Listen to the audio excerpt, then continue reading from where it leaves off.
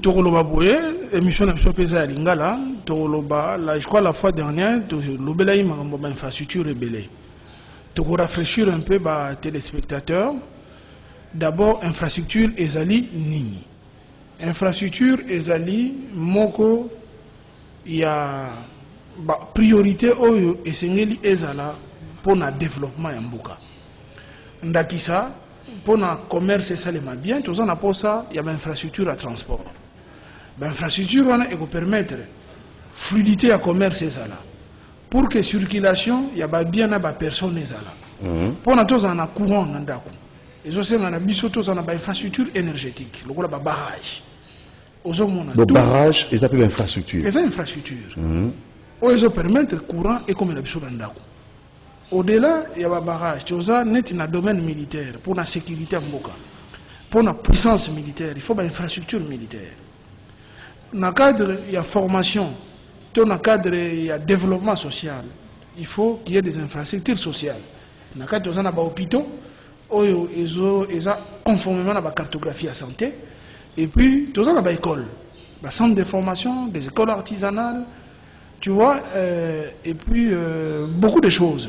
Beaucoup de types de centres de formation qui peuvent permettre le développement social et à impacter. Aux hommes, on a donc infrastructure et il y a qu'à apporter développement.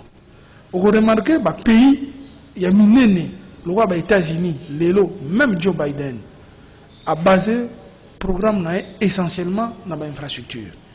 Moutako Sayote, le pays, le roi Bissou, au-delà de la mine, priorité, il fallait vendre autour de l'infrastructure. Pourquoi? Parce que une nation où elle s'est développée a une priorité. Comme ça, les éléments nyonso ils ont convergé vers la priorité. Parce que lorsque on lance un gouvernement, on peut dire bon, tout est priorité sur les mines et les infrastructures. Mines parce qu'elles vont générer mon solo. Infrastructure parce qu'elles vont booster le développement. Parce que ce que l'infrastructure, le commerce, c'est simple. Ce que l'infrastructure, l'agriculture, peut comme simple. Au gros, l'agriculture, c'est bien. Mais est-ce que tout ça, une infrastructure pour booster le développement agricole? Parce qu'en principe, ce n'est pas à l'État. Les pays les a développés, même la Chine. L'État a ça l'agriculture. Mais après ça, on a privé et puis à subventionner. Mais subvention à l'État, c'est à un niveau nini. À un niveau, peut-être, il y a engrais. À un niveau, il y a des infrastructures, notamment Zela, notamment dépôt de stockage, notamment courant. Il faut permettre, dans l'ingéniosité, il y a des agriculteurs qui mettre en place des produits de première nécessité, il faut permettre Mboka et Tambola. Voilà un peu ce que nous pouvons dire dans ce sens-là. Donc, les gens peuvent là comprendre l'importance des infrastructures. Il y a développement communautaire et puis de deux type de infrastructure notamment infrastructure de transport, infrastructure de développement économique, infrastructure énergétique, infrastructure militaire. Bon, infrastructure est belé parce que chaque domaine est reposé dans l'infrastructure. Donc, maintenant, les applis infrastructure de base. Donc, sans oublier les infrastructures sociales. Voilà un peu ce qu'on a à titre de rappel.